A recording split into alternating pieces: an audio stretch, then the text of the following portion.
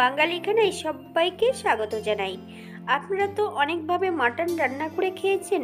আজকে আমি এখানে বিহারি স্টাইলে মাটন রান্না করব। এতটাই সুস্বাদু খেতে, আপনি একবার রান্না করলে বারবার রান্না করবেন। ছোট ছোট টিপস সহ আপনিও শিখে নিতে পারবেন।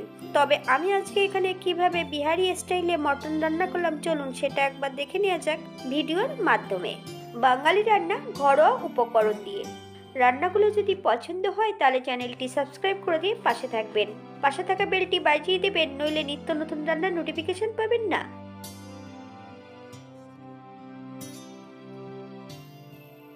শুকনো খোলায় বেশ কিছুটা মশলা ভেজে নিতে হবে। জায়ফল, জয়িত্রী, সাজরে, শাহমরিচ, ধনে, দারচিনি, এলাচ, লং। শুকনো খোলায় বেশ ভালো করে টেলে নিতে হবে।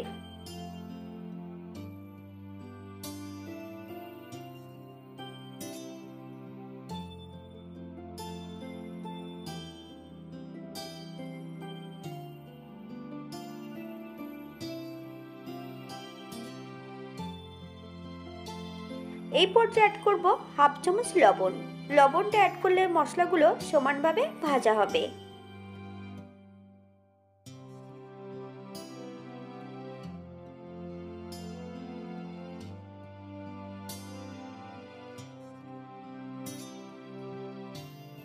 এই পর্যায়ে গ্যাসের ফ্লেমটা অফ করে দিয়ে মশলাগুলো ঠান্ডা করে নিয়ে 80% মতন গুঁড়ো করে নিতে হবে। একই কড়াইতে আমি 25 গ্রাম সর্ষের তেল গরম করে নেব।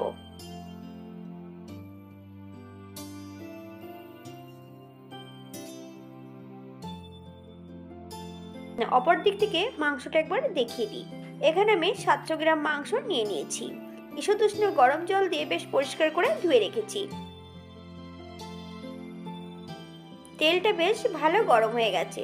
তেল থেকে যতক্ষণ ধোঁয়া উঠবে না ততক্ষণ তেলটা কিন্তু গরম করে নিতে হবে। এই পর্যায়ে গ্যাসের ফ্লেমটা অফ করে দিয়ে তেলটা ঠান্ডা করে নিতে হবে।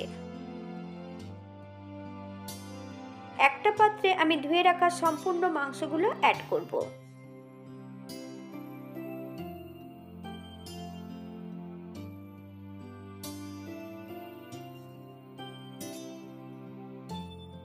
দারচিনি, এলাচ, লং, একটা তেজপাতা মাঝ বরাবর ছিঁড়ে অ্যাড করেছি। 2 চামচ টক দই আগে থেকে জল জড়িয়ে নিয়েছিলাম।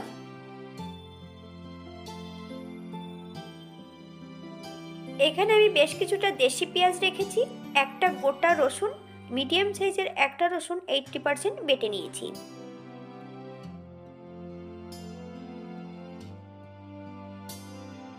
চারটে মিডিয়াম সাইজের পেঁয়াজের বেরেস্তা এই পর্যায়ে অ্যাড করব। আমি বেরেস্তাটা কিন্তু তেল সহ অ্যাড করে দিয়েছি। আদা, জিরে, ধনে, শুকনো লঙ্কা একই সঙ্গে বেটে রেখেছি। সম্পূর্ণ বাটা মশলাটা অ্যাড করব। হাফ চামচ কাশ্মীরি লঙ্কার গুঁড়ো, 1 চামচ হলুদ গুঁড়ো,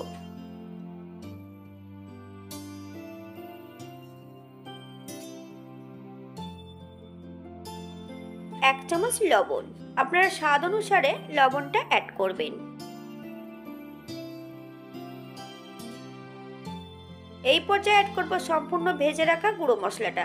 মশলা কিন্তু আমি 90% গুঁড়ো করে নিয়েছি।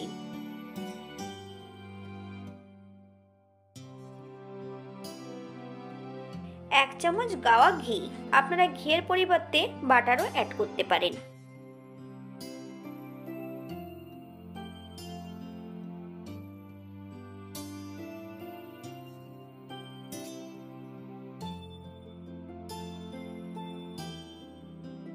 এক টুকরো চুই ঝাল। এই পর্যায়ে সর্ষের তেলটা অ্যাড করে দেব। বেশ ভালো করে মেখে নিতে হবে। আগে থেকে 4 টুকরো আলু ভেজে রেখেছিলাম। সম্পূর্ণ ভাজা আলুটা অ্যাড করে দেব।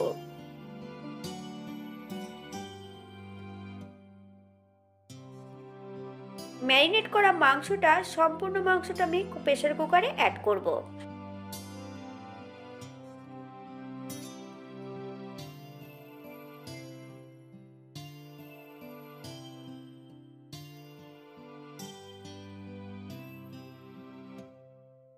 যে পাত্রে ম্যারিনেট করেছিলাম সেই পাত্রে ঈষৎ উষ্ণ গরম জল দিয়ে অল্প করে একটু জল অ্যাড করব। আপনারা যদি পছন্দ করেন তাহলে পরিমাণে বাড়িয়ে দিতে পারেন। 5 মিনিট হাই ফ্লেমে প্রথমে রান্না করে নিতে হবে। তারপরের 20 মিনিট একদম লো ফ্লেমে রান্না করে নিতে হবে। প্রেসার কুকারের সিটিটা কিন্তু আগের থেকে খুলে দিতে হবে। রান্না শেষ হওয়ার পর প্রেসার কুকারের সিটিটা আবার লাগিয়ে দিতে হবে। যতক্ষণ প্রেসার কুকারের হাওয়া থাকবে ততক্ষণ প্রেসার কুকারটা খুলবেন না।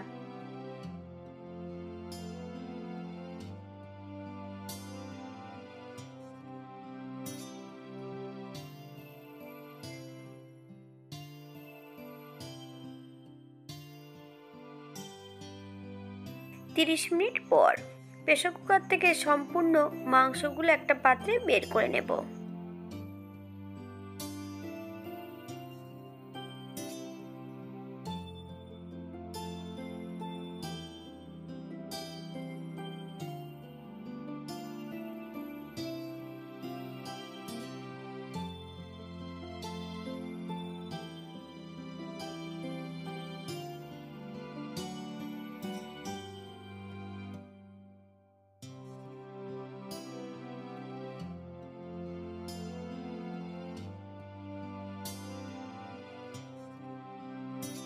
ঠিক এমনভাবে মাংস রান্না করলে মাংস কিন্তু হাড় থেকে ছাড়িয়ে যাবে। খুব সহজে আপনারা এই মাংসটা রান্না করে নিতে পারবেন। খেতে কিন্তু অসম্ভব ভালো হয়েছিল। আপনারা একবার বাড়িতে একই পদ্ধতিতে রান্না করে নিতে পারেন।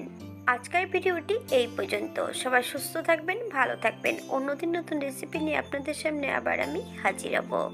নতুন ও পুরনো সকল বন্ধুদের অসংখ্য ধন্যবাদ ভিডিওটি দেখার জন্য। হাতে যদি সময় থাকে তাহলে একটা লাইক, কমেন্ট, শেয়ার করবেন।